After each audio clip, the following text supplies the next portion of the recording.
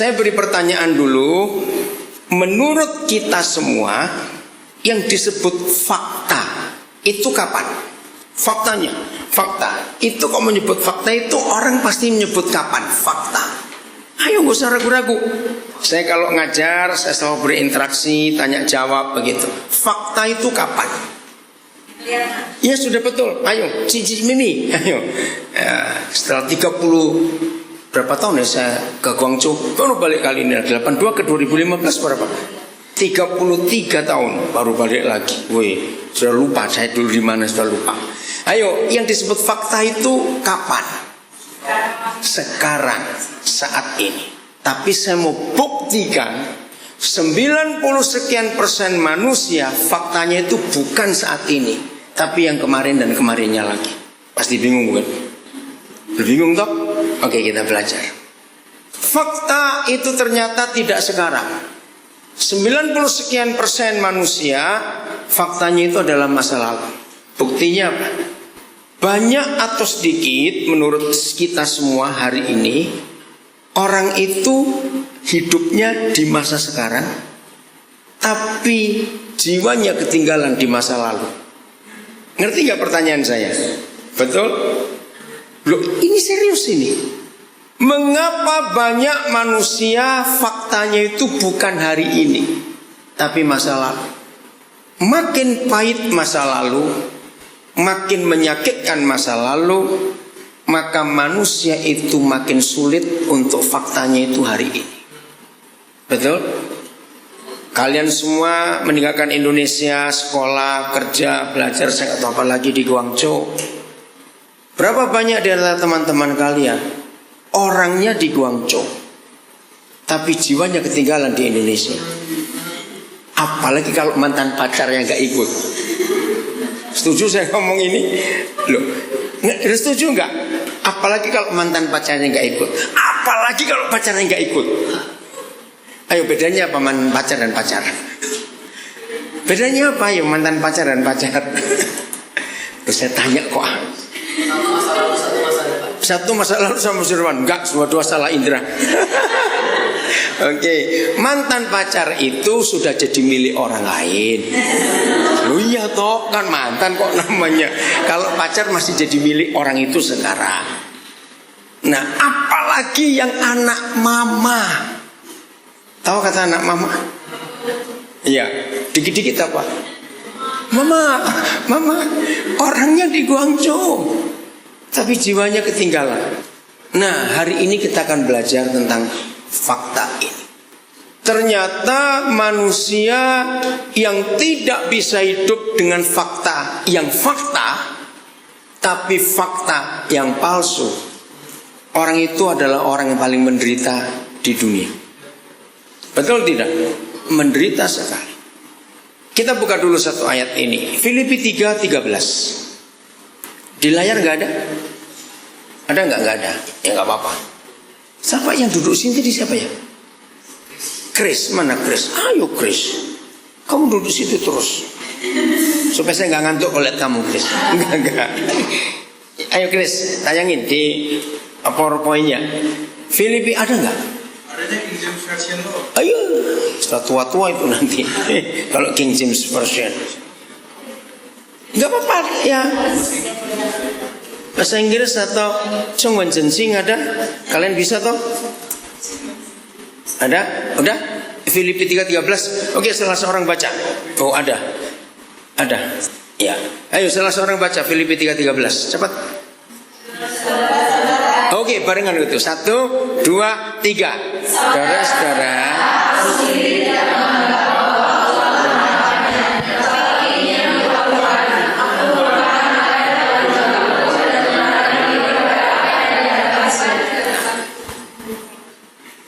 saya belajar psikologi itu bukan di fakultas psikologi, bukan dengan buku-buku psikologi, tapi dengan Alkitab. Nah, ini salah satu ayat yang paling hebat tentang psikologi. Semua orang yang mengalami masalah kejiwaan, ya bukan gila sih, ngomong gila loh ya, enggak. Sulit tidur, suka melamun, ya kadang-kadang tertawa sendiri, menakutkan itu. Kadang-kadang nangis sendiri. pasti urusannya dengan masa lalu. Saya berkata betul atau salah? Dia jauh-jauh dari Indonesia belajar ke luar negeri, rajin masuk kampus kuliah. Tapi apabila masa lalunya begitu kuat menarik dia ke belakang, bisa belajar baik nggak mahasiswa seperti itu? Nggak bisa. Filipi 3:13 ini sungguh luar biasa. Oh, 13 itu ayat 3, Chris. Ya, gimana sih melamun? Nah, ini orangnya ini nggak ada di sini kamu sekarang. Iya 13. Oke, mana Chris? Itu ayat 3. Nah, ini dia. Saudara, ini penting kita pelajari. Masalah utama seorang manusia bukan gak punya duit. Masalah utama seorang manusia bukan dia gak pintar. Masalah manusia utama bukan karena dia gak punya pacar, gak punya mobil, tidak. Masalah utama manusia adalah masa lalunya begitu pahit, begitu menyedihkan, dan dia sulit maju. Poin penting yang Tuhan Yesus katakan lewat Rasul Paulus, aku telah apa? Ayo baca, aku telah melupakan apa yang telah di belakangku dan mengarahkan diri. Saudara perhatikan ini. Cicinya Yosef yang mana? Anak Yalim satu mana? Oh, yang itu. Tolong dong kamu terjemahkan ke Yosef, kasihan. Dikit-dikit aja supaya Yosef tahu. Ya Yosef ya. Tadi kan sudah bilang, kenapa kamu nggak mau belajar bahasa Indonesia? Awas kamu ya. Oke, Yosef ya. Wah, bahasa Indonesia. Indonesia itu nomor 4 terbesar di dunia. Ayo cicinya terjemahkan. Loh, ayo. Oke, ya. Jadi masalah utama dalam kehidupan manusia bukan gak punya uang, bukan gak punya pacar, bukan dia gak bisa kuliah, tidak. Karena pengaruh masa lalunya begitu kuat. Jangan dicoba, cuma saya sampaikan. Mungkin tidak ada orang berjalan, apalagi berlari sambil noleh ke belakang. Ayo, mungkin tidak? Loh, saya tanya, mungkin gak? Kenapa? Ayo, kenapa? Jalan apalagi lari? Nggak mungkin, pasti jatuh. Jadi kalau kamu dikejar anjing, jangan noleh ke anjingnya. Loh, betul nggak? Jadi apa itu kalau dikejar anjing noleh ke anjingnya? Jatuh juga. Banyak orang umurnya sudah 40, 50, tapi dia masih hidup di 25 tahun yang lalu. Nanti kalau orang itu menikah, ini penting. Permasalahan suami istri, lah ini kalian mesti siap-siap ya, harus siap-siap. Loh, kan nanti nikah tuh. Kalau lihat modelnya nggak ada yang nggak menikah di sini, pasti menikah semua nanti. Nah, nanti kalau kalian menikah, jangan sekali-kali jadi suami istri ngomongnya begini. Aku ingat dulu kamu begitu. Aku ingat dulu. Oh, aku ingat. Mamamu ngomong apa tuh? Ini ngomongin siapa ini? Ngomongin siapa? Bukan, aku ingat mamamu ngomong apa. Itu ngomongin siapa? Mama mertua. Ih, kok gak ngerti? Mamamu, saya bilang. Aduh, ini ngomong. Oke, saya ulangi lagi. Jadi kalau sudah menikah, tidak boleh ngomong apa? Bukan mamamu, sudah balik. Mamamu. Kasihan. Kalau sudah menikah, tidak boleh ngomong dulu. Maaf ya, saya pakai kalimat ini. Segoblok-gobloknya orang goblok, suka nggak diungkit-ungkit? Suka nggak diungkit-ungkit? Nggak akan. Itu secara psikologis orang itu nggak mau ingat masa lalu. Makanya kalau diungkit dia akan marah. Nah, jadi masalah utama keluarga bukan nggak punya duit, bukan nggak punya rumah. Masing-masing suami istri ini nggak mau meninggalkan masa lalunya. Balik lagi ke situ. Dan ini masalah terbesar dalam hidup manusia. Nah, hebatnya, masa lalu itu tersimpan di mana dari hidup kita? Jangan bilang di dompet, nggak ada. Memori masa lalu itu di bagian mana otak kita? Ayo, bagian mana cepat? Belakang, otak kecil. Maka itu kalau orang jatuh bonyok kena kepala depan, walaupun bocor bonyok nggak akan hilang memorinya. Tapi kalau kena cukup ke belakang, dia bisa hilang. Karena ini yang menyimpan. Oke, nah ini akan jadi masalah dalam hidup. Dalam pergaulan pun, orang yang selalu hidup di masa lalu tidak akan bisa punya teman agak lama. Kenapa? Yang jadi temannya pun capek. Karena dia nggak eksis di hari ini. Karena ngomongnya dulu. Terus seandainya, aduh seandainya aku nggak diputus pacarku, mungkin aku nggak kesini, mungkin aku di Amerika sudah. Seandainya dulu, jujur ya, siapa yang masih punya hal itu? Hari ini Tuhan Yesus mau menyembuhkan kita semua. Nah, binatang tidak punya memori masa lalu. Hebat bukan? Hanya manusia yang punya memori. Ini kenapa tertawa kamu? Lu nggak apa-apa. Siapa namamu? Namamu siapa? Feman. Heman atau Feman? Oh Feman. Oh Chris kaget kamu. Langsung saling ngomongnya. Oke ya. Jadi memori masa lalu hanya dimiliki manusia. Binatang nggak pernah punya itu. Oke, kita lanjutkan sekarang. Sekian puluh persen masa lalu kita terjadi di mana? Sekian puluh persen terjadi di mana? Apa? Nggak usah ragu-ragu. Siapa namamu? Loh, saya tanya, punya nama toh? Nana ngomong apa tadi? Sebagian besar masa lalu kita terjadi di mana? Masa nggak tahu? Indonesia. Chris, awas kamu Chris ya. Memang Indonesia, bukan itu yang saya tanya. Indonesia. Siapa namamu belakang? Stefano jawabnya paling betul. Di rumah. Loh, betul tidak? Sebagian besar masa lalu kita terjadi di rumah. Oke, saya beri jembatan dulu untuk ingat ini. Menurut kita semua, anak-anak atau orang dewasa yang lebih gampang menghafal iklan TV. Ya, kenapa orang dewasa susah menghafal? Karena sudah ada pacaran, bayar kredit, sewa rumah, penuh semua pikirannya. Anak-anak itu masih polos, memorinya masih, nggak tahu berapa terabyte itu. Nah, yang didengar dan dilihat, dialami oleh semua kita waktu kita masih anak-anak itu 100% masuk tanpa disaring. Maka itu ketika anak-anak hafal iklan TV, mereka tidak ngerti itu barang apa. Dan ini berbahaya. Jadi sebagian besar masa lalu kita terjadi di rumah. Baik maupun buruk yang kita alami waktu masih kecil. Ini penting.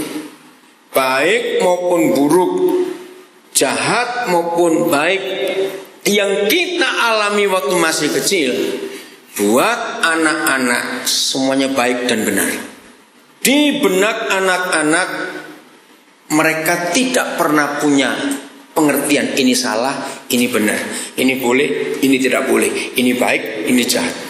Renungkan, ada nggak di benak anak-anak konsep itu? Tidak.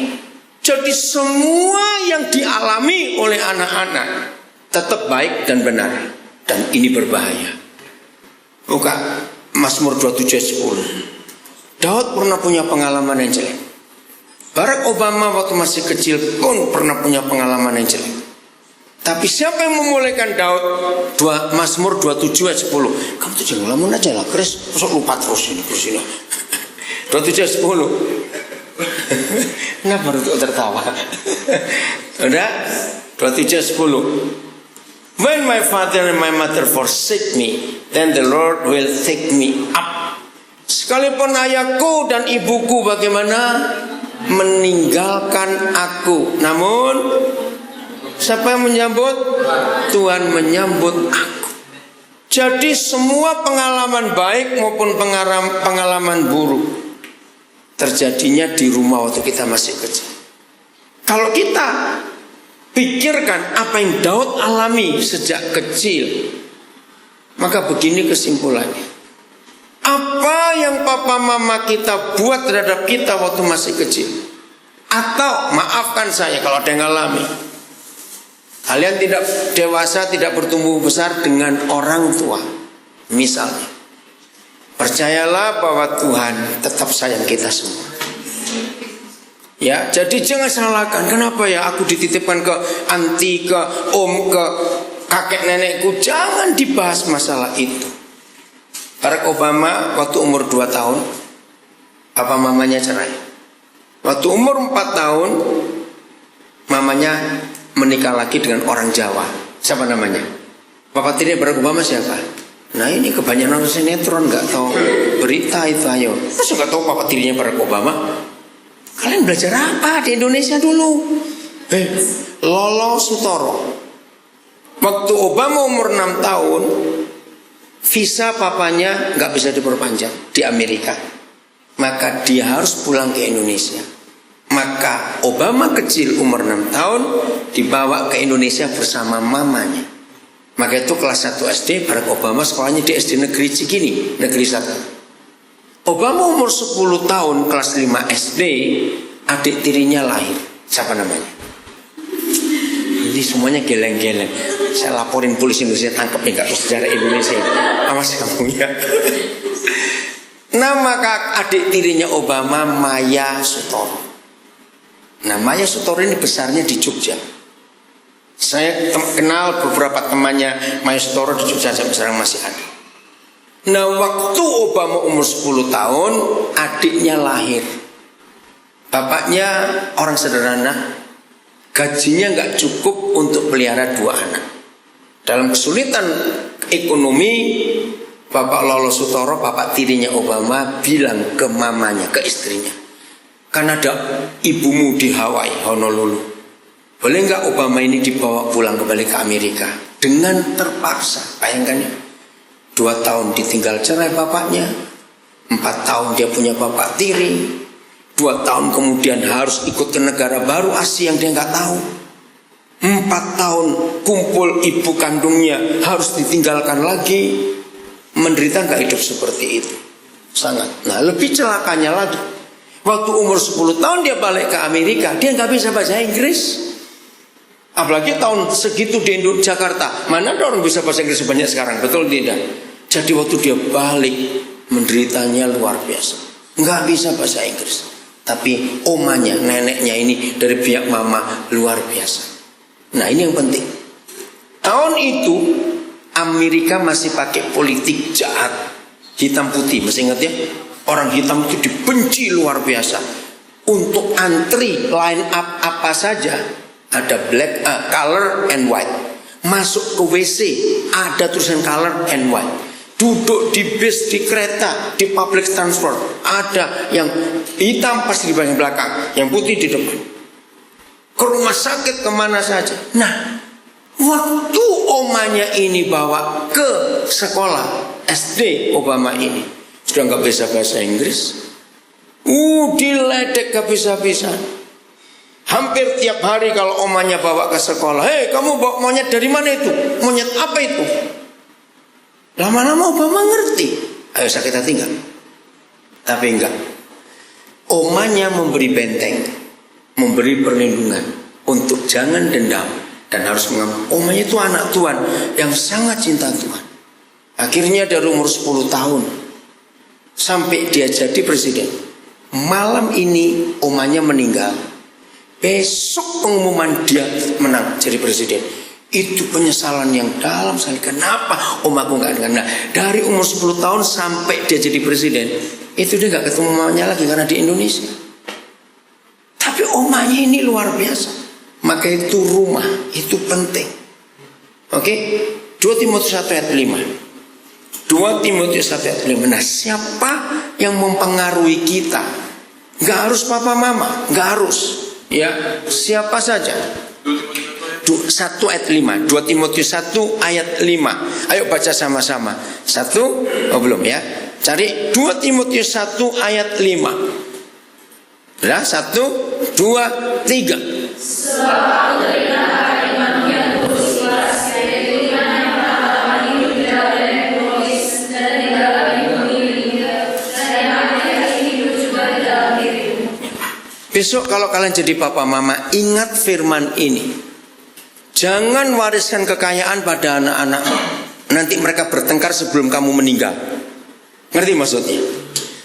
Kenapa banyak orang tua kaya anak-anaknya akan rebutan warisan? Apalagi kalau anak-anak sudah menikah. Menantu-menantu akan mempengaruhi dengan cara berbeda-beda. Oh, banyak cerita dari orang-orang kaya yang anak-anaknya jadi masalah. Tapi wariskan iman, katakan amin. Jadi omanya Timothy dan mamanya Timothy mewariskan iman. Dan Paulus melihat itu.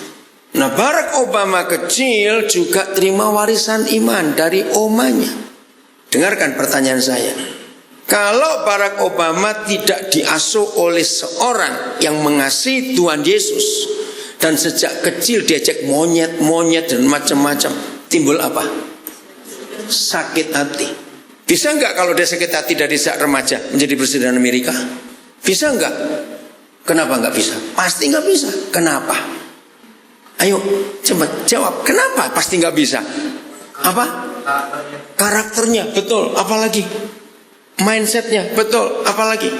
Ayo pikir dong. Rasis, betul. Dia akan benci orang kulit putih. Nah, siapa mau milih dia? Maka itu saya kagum lihat iman neneknya ini. Ini orang hebat. Nah, saya ulangi lagi. Rumah itu akan menentukan kita ini jadi apa ke depan. Tolong catat.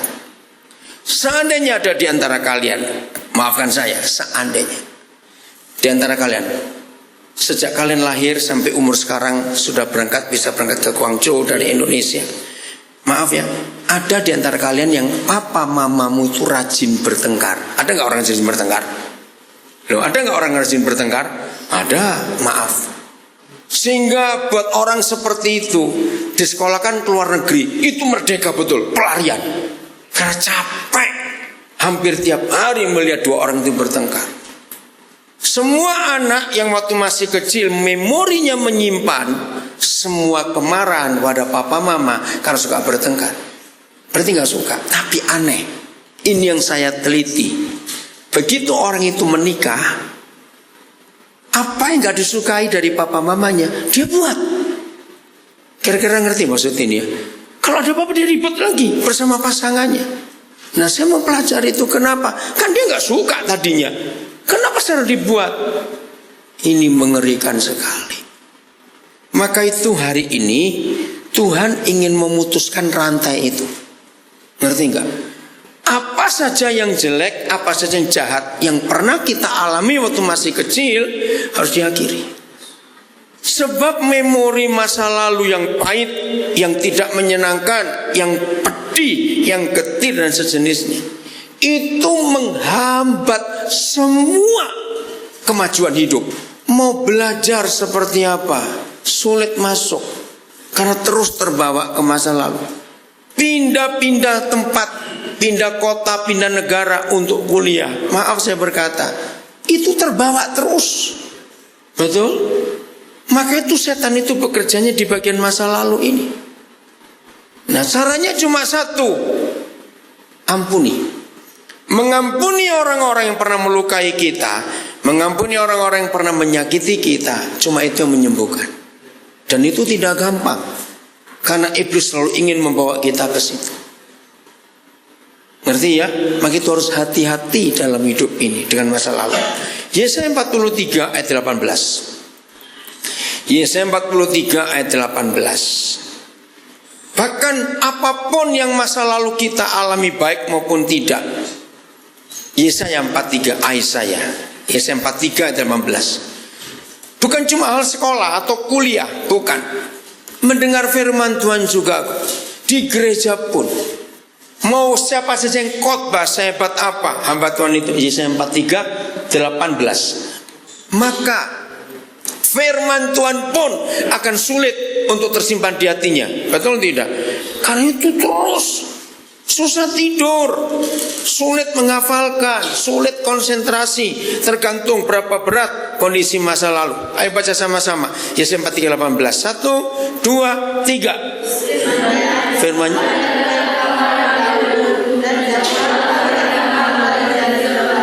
Nah, saya bertanya waktu itu pada Papa di surga, Papa, kenapa Papa menggunakan dua kata waktu yang berbeda? Satu waktu apa? Hal-hal yang dahulu. Dua, yang purbakala. Oke, mana yang lebih lama antara dahulu dan purbakala? Nah, saya lihat berapa terjemahan ya, dari berapa bahasa yang saya ngerti. Ternyata begini maksud Papa. Ini kembali pada psikologi. Waktu kita masih dalam kandungan, walaupun kita belum lahir, ternyata memori kita sudah bekerja. Aneh bukan? Contoh, seorang mama sedang hamil, tapi papanya menyakiti mamanya. Maka timbul apa? Sakit hati gak si mama pada suaminya? Aneh. Begitu anak itu lahir, dia bisa ikut-ikut benci papanya. Ini fakta. Padahal anak itu gak tahu apa-apa. Di situ saya belajar ternyata memori kita sudah bekerja walaupun masih dalam kandungan. Nah, itulah masa purbakala, karena lebih jauh dari yang dahulu. Lalu kapan hal-hal yang dahulu? Itu terjadi setelah kita lahir. Jangan anggap bayi tidak ngerti apa-apa, jangan. Saya punya beberapa fakta, kisah nyata. Satu kali ini di Semarang. Ini teman baik saya. Bahkan waktu mereka menikah pun saya hadir. Maaf ya saya ngomong apa adanya. Setelah sekian bulan, belum setahun mereka menikah, ternyata ada masalah kelainan dalam hal seks bagi si istri. Tapi mereka baik, suaminya baik, suaminya nggak nuntut macam-macam. Nah, tiap kali didekati suaminya, ini si istri merasa aneh, nggak suka. Nah, si istri pun menderita. Kenapa aku begini? Karena mereka teman baik saya, maka mereka datang. Lalu saya ajak dua teman saya, jadi kami berlima berdoa. Minta Tuhan menunjukkan apa sih sebabnya, sehingga si istri ini menderita, suami pun menderita. Salah satu di antara kami dari bertiga ini sambil doa ini, tiba-tiba Roh Kudus beri sesuatu. Kok saya ngelihat sesuatu? Ada seorang laki-laki, bapak-bapak lah, itu ngangkat seorang bayi perempuan lalu dibanting di tempat tidur. Ini teman saya cuma nyampaikan biasa saja. Tiba-tiba si istri, wah, histeris. Oh, berarti ini masalah. Lalu doa saya stop, ayo kita diskusi. Kenapa tadi kamu teriak? Dia bingung juga. Dia nggak ngerti. Cuma dia gini, waktu dia sebut nama teman ini, nyebutkan, itu sepertinya saya yang dibanting oleh papa saya. Wah, saya tanya loh, tapi kamu pernah dibanting nggak? Enggak. Papa saya sayang luar biasa. Wah, jadi bingung. Nah, saya kenal baik dengan mamanya. Akhirnya kami datang. Begitu kami sampaikan masalah ini, yang nangis mamanya. Kenapa Stefano? Oh, sampai mana tadi itu? Yang mendengar keputus nanti. Oke, kita tunggu dulu. Memori masih ada, Pano? Oke. Ya, tunggu ya, sabar dulu. Kira-kira sampai mana tadi, Pano? Saya ngomong supaya yang mendengar nanti melihat nggak terputus. Nah, itu yang Stefano sudah lama atau masih baru? Oh, baru. Saya ulang sedikit ya, supaya nggak keputus nanti. Tunggu ya, tunggu. Stefano, panggilanmu apa? Oh, jadi yang umum aja, yang umum. Yang umum dia no. Christian aja no. Apa panggilannya yang gampang? Yang umum? Steph. Stay. Oh, stay. Oke. Steve. Loh, ini kok kayak baru kenal aja. Kalian biasanya dipanggil apa dia itu? Oh, baru kenal. Oh, ya sudah. Saudara kalian baru kenal. Tunggu. Oh, ini baru semua. Yang paling baru datang siapa? 1, 2. Oh, Indra juga baru. Siapa lagi? Baru datang. Baru berapa hari? 1 bulan. 3 minggu. Yang baru berapa jam? Kami bertiga aja kali. Oke. Oh, jadi masih baru semua tuh. Harusnya dipasang nama di dada ini. Kenapa? Supaya tahu. Ayo, setelah ini sesi kedua harus pakai nama semua di dada. Itu masih baru supaya tahu. Nanti ya ada nggak stiker atau apa supaya tahu nanti ini untuk nama? Nggak bisa itu. Apa namanya? Nggak bisa kalau itu. Nggak bisa. Bisa. Oke, nanti ya harus pakai nama semua supaya tahu. Karena masih baru-baru. Itu bisa nempel nanti aja nanti jangan sekarang. Waktu istirahat kasih satu-satu dan tulis namanya sendiri. Ya tunggu, Stefano masih kerja keras. Siapa yang dari luar Jakarta? Banyak juga ya. Yang dari luar Jakarta bukan dari Jakarta. Yang bukan dari Jakarta. Oh iya, hampir semua. Hah? Ditanya siapa yang dari Jakarta. Oh ya kebalik. Oke. Dari mana aja nih? Yang paling banyak. Saya tahu dari Timika. Adisti siapa? Adisti dari Timika. Yang lain dari mana? Lampung. Siapa Lampung? Oh, bisa ngomong sama gajah enggak? Loh, tanya. Oh, terima. Loh, maksudnya Chris yang perlu minum. Oh, bukan saya. Oke, terima kasih. Oh, kamu kan batuk-batuk tadi harus minum. Oke. Chris mau tanya. 10 hari yang lalu ada gajah Lampung yang meninggal. Keren sekali gajah itu. Namanya siapa? Loh, ditanya serius. Namanya Yongki gajah itu. Loh bener, itu gajah hebat sekali. Waktu dia mati 10 hari yang lalu dibunuh orang ngambil gadingnya. Yongki itu umur 35 tahun. Itu gajah pandai sekali. Berkali-kali dia masuk TV. Kalah kalian dengan gajah itu. Gini, Yongki ini selalu bisa menjadi pemenengah. Jadi kalau ada gajah berkelahi dengan gajah, dia maju, bisa minggir semua. Terus kalau ada gajah yang masuk ke kampungan rusak, Yongki dilepas, gajah-gajah itu bisa ngerti loh. Makanya waktu dia dibunuh semuanya sedih. Saya juga sedih. Masa kamu gak kenal? Terlalu no Lampung palsu ini kamu. Oke, yang lain dari mana? Lampung? Pontianak mana? Nah ini Puntiannya mana? Kamu orang Dayak atau orang Giat Teocio? Dayak. Dayak mana? Oh Dayak Jawa. Mana? Dari mana? Kabupaten mana? Nanti kami pulang tanggal 7 langsung, oh sosok. Iya, tahu jauh sekali itu. Dari Ngabang masih masuk lagi ke sana. Nanti kami tanggal 7 akan ke Pontianak. Oke. Siapa tadi dari Surabaya? Mana Surabaya? Cuma satu. Malang. Oh Malang. Ini kakak adik ya? Oh kembar. Oh, siapa lebih nakal? Loh, tanya dong kembar. Siapa lebih nakal? Yang cici yang mana? Oh, Malangnya di mana? Belimbing. Oh, bukan Malang. Stefano, kok lama sekali sini? Sudah belum? Hampir. Oh ya udah. Surabaya, Pontianak, Malang. Mana lagi?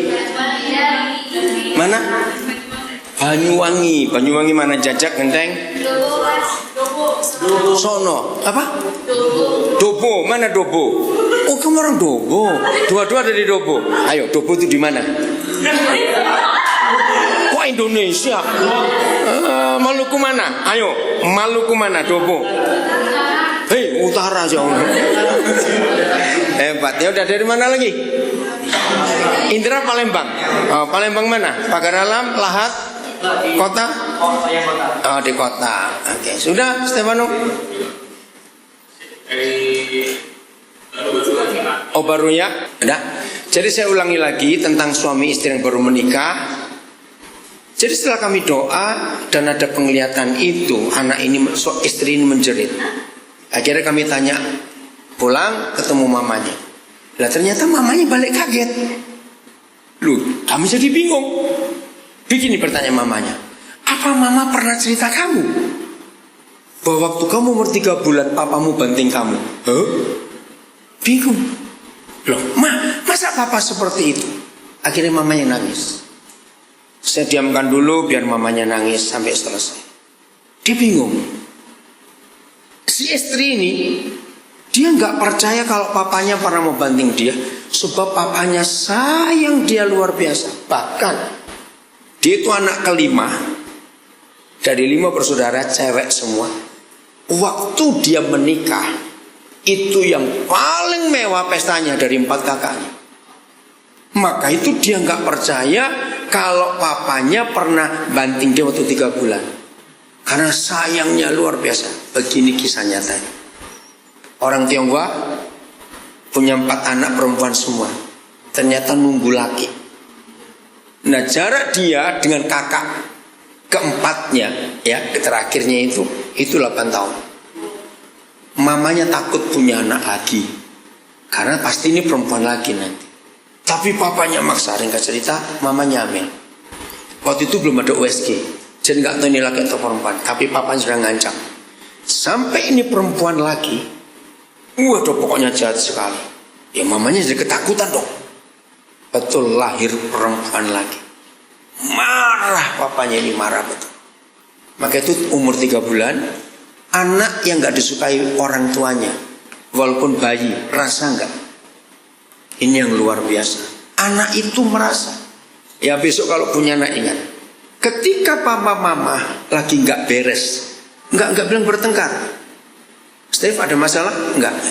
Papa mama enggak bertengkar, tapi lagi jengkel. Mungkin Pastor Ali bisa cerita pengalaman dengan 2 anak itu ya.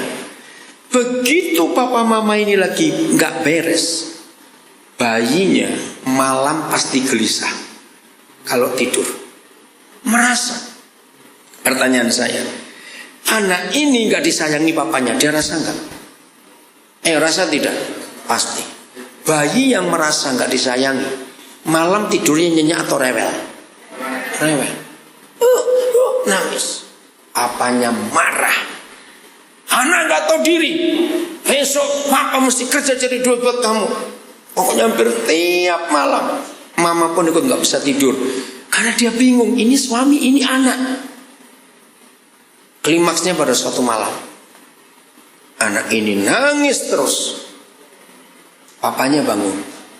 Nah mamanya kaget, karena ini pertama kali sebagai mama lihat suaminya dekati ke tempat tidur anak. Digendong, aduh mamanya lega sekali. Karena itu pertama kali dia menggendong. Belum sempat leganya, brak, dibanting itu bayi. Menjerit kencang sekali. Menjelang ulang tahun pertama, nggak tahu apa yang terjadi. Ternyata usaha papanya itu sukses, mendadak sukses.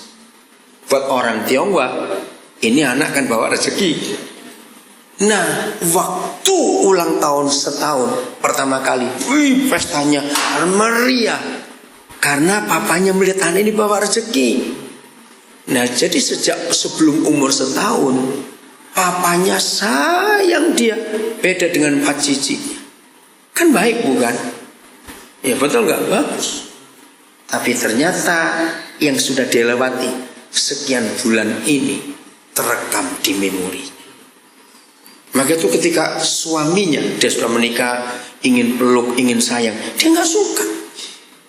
Karena bayangan papanya di alam bawah sadarnya itu muncul terus.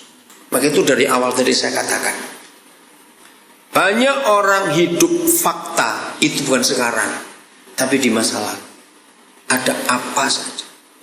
Maka itu firman Tuhan ini Yesaya 43:18 ini, jangan ingat-ingat yang dahulu, dan jangan perhatikan hal-hal dari zaman purbakala.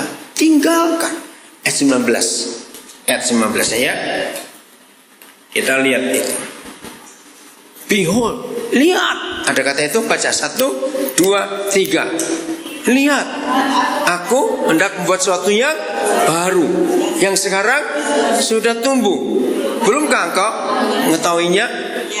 Ya, aku hendak membuat jalan di padang gurun dan ini kembali sebagai kebenaran psikologi yang saya kagum. Lihat, saya belajar dari firman Tuhan Yesus berkata gini. Siapa masih ingat Tuhan Yesus berkata, kita suruh belajar kepada siapa? Ya, semut itu Amsal. Bukan, ayo kita suruh belajar kepada siapa? Anak-anak. Kok semut-semut Kris, kamu ini bagaimana ini? Ya, anak-anak, betul enggak? Belajar kepada anak-anak itu hal yang menarik. Kamu mesti minum, bisa diambilin air itu. Minum. Awas. Loh, kok ngeliat lagi? Dengar ya. Kalau Tuhan Yesus berkata kita harus belajar kepada anak-anak, dan memang betul. Saya itu dapat banyak pengertian waktu saya kumpul dengan anak-anak. Hebat sekali mereka itu. Nah, kalau saya belajar Alkitab, saya itu memakai logika anak-anak. Nggak pakai logika teolog. Firman Tuhan jadi lebih sulit.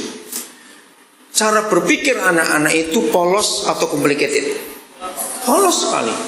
Tapi pikiran psikolog, teolog itu complicated sekali.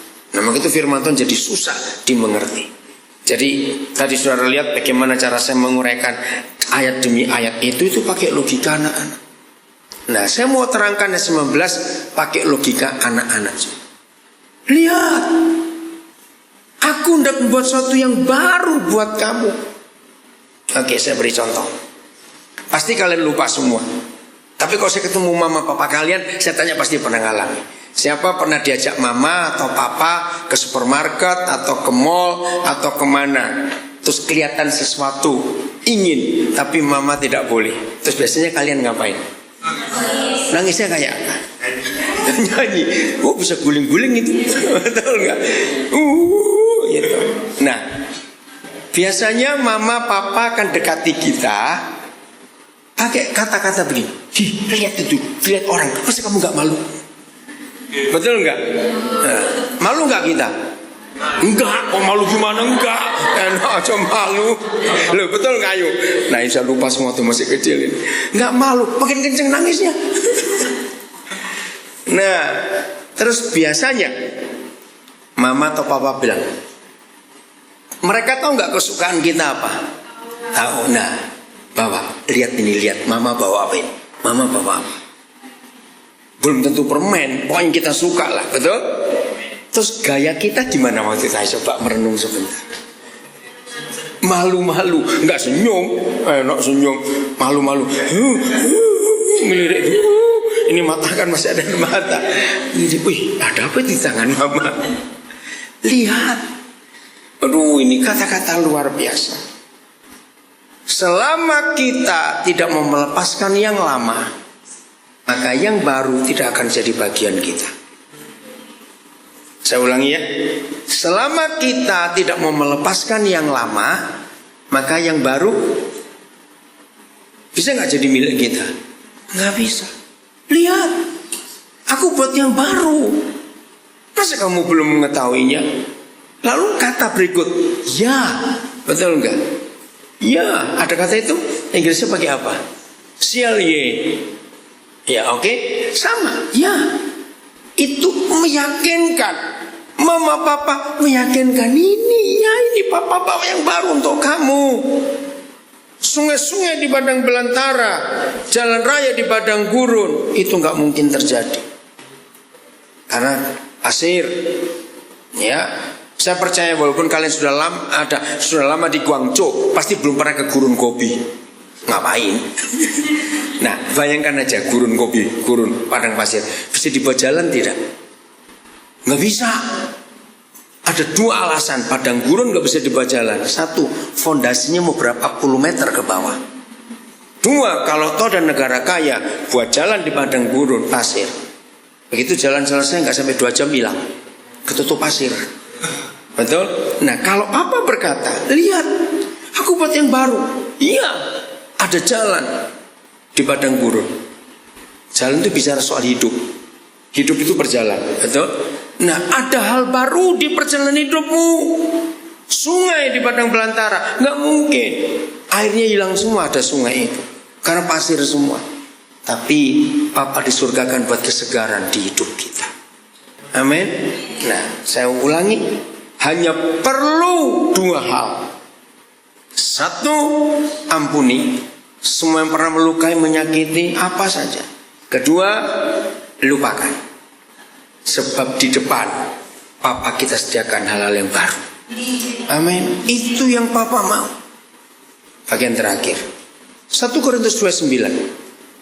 1 ya Korintus Chris, jadi kamu bisanya bahasa Jawa, bahasa apa? Kok bahasa Inggrisnya nggak tahu? Ayo, bisa bahasa apa, Chris? First Corinthians, core pakai C ya. Kok tertawa? Awas kamu tertawa, Chris ya, berdosa tau. 1 Korintus, CON 2 ayat 9. Ya, ada 1 Korintus 2 ayat 9. Yosef enaknya di bangku papa kamu, Yosef. Udah? Ayo baca 1, 2, 3.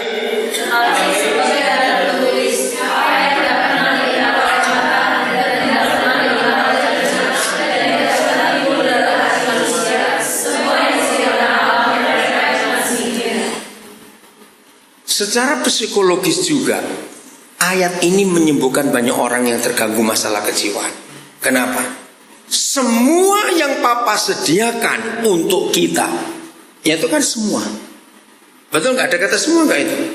Semua itu yang, baca lagi, semua itu yang disiapkan atau disediakan? Disediakan Tuhan untuk kita yang mengasihi Dia. Apa saja yang Papa berikan selalu memenuhi 3 kriteria ini. 1, apa? Yang mata tidak pernah lihat. 2, telinga nggak pernah dengar. 3, yang tidak pernah timbul di hati manusia. Ayo renungkan pelan-pelan. Ini luar biasa.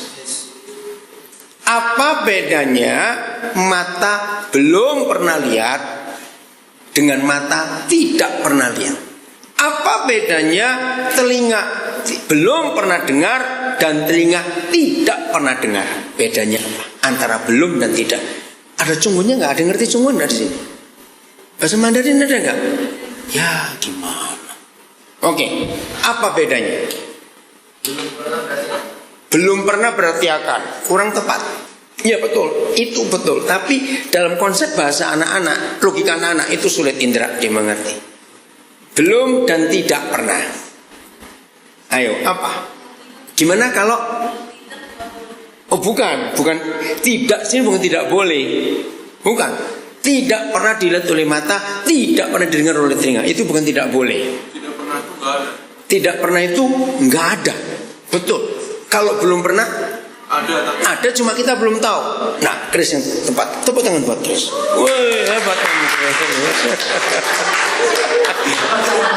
Habis ini kamu traktir makan nih, traktir makan ya habis ini. Namanya musik kamu. Saudara, ini yang luar biasa. Yang Papa sediakan sesuatu yang tidak pernah ada. Berarti, ayo, dalam bahasa sehari-hari, semua yang dia sediakan, mata nggak pernah lihat, telinga nggak pernah dengar, nggak pernah timbul di hati. Itu apa namanya? Satu kata, surprise. Belum betul nggak? Karena nggak pernah lihat. Gambarannya begini. Kenapa sih kalau orang beri kado mesti dibungkus? Ayo, cepat jawab kenapa? Ayo, kira-kira kalau diberi kado nggak dibungkus, ya itu. Kenapa mesti dibungkus kalau dapat kado? Supaya surprise.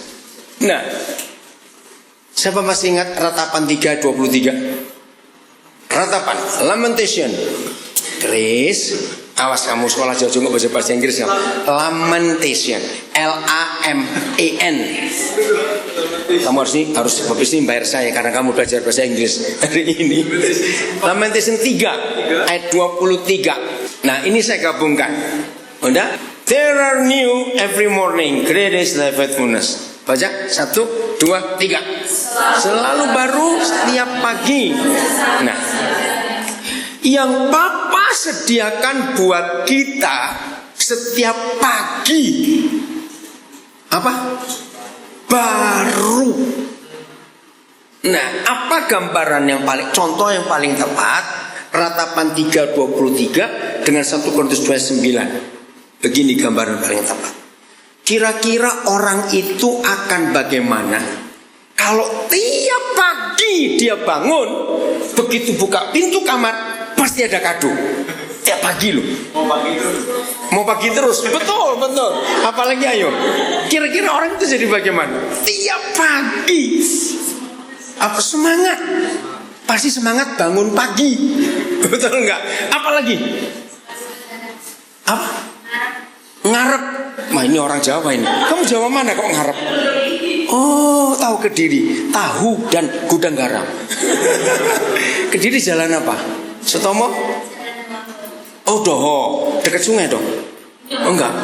Sungai itu apa? Oh, jauh ya. Oke. Dengar ya. Yang papa sediakan itu yang surprise. Begini contohnya. Maaf ya, tapi ini nggak boleh. Kalian masih kuliah, awas pacaran. Gini, Tuhan, kok rasanya cowok itu cocok untuk aku, cewek itu cocok untuk aku. Justru bukan itu, karena sudah muncul di hatimu. Pokoknya yang papa sediakan, yang blank, kosong, nggak ada apa-apa. Tiba-tiba, gitu aja. Loh kok betul nggak? Itu kan luar biasa, bukan? Nah, satu-satunya penghalang untuk kita menerima apa yang papa sediakan, hal yang lama yang menghalangi kita. Betul? Kalau orang itu memegang hal yang lama terus, bisa nggak dapat yang baru tadi? Bisa nggak? Nggak bisa. Karena dia sudah start, sudah tertancap di hal itu dulu. Nah, dari sini saya ketemu banyak psikolog diskusi tentang firman Tuhan ini. Ternyata betul, orang yang hidup dengan hal yang baru tiap hari, orang itu surprise terus. Kira-kira kalau orang itu surprise terus tiap hari, begitu bangun pagi, ada kado lagi. Panjang umur gak dia? Lo tanya kok panjang umur gak? Betul. Nah, kenapa banyak anak muda sekarang umur 20 wajah 40? Aduh kasihan. Kasihan betul. Ayo kira-kira kenapa kok banyak seperti itu? Kenapa ayo? Jangan bilang wajah boros, bukan. Wajah boros. Kenapa? Karena dibawa ke masa lalu yang gak pernah selesai dan diulang terus. Jadi mau meninggalkan masa lalu? Ya harus. Untuk apa? Jangan bilang kemarin 5 menit yang lalu saja bisa kembali gak? Gak bisa. Mau ditangisin bisa kembali? Enggak, ya sudah. Ayo kita ke depan. Amin. Apa saja, percayalah bahwa darah Yesus Tuhan sanggup membereskan semuanya itu. Amin. Asal kita mau. Nah, jadi apa saja yang kita pernah alami waktu kita masih kecil di rumah dulu, hari ini kita tinggalkan. Amin. Yang baik maupun gak baik, yang manis maupun yang pahit. Setuju ya? Ya harus, kalau tidak rugi. Kita gak akan maju-maju dalam hidup ini. Oke, mari kita mengampiri Tuhan.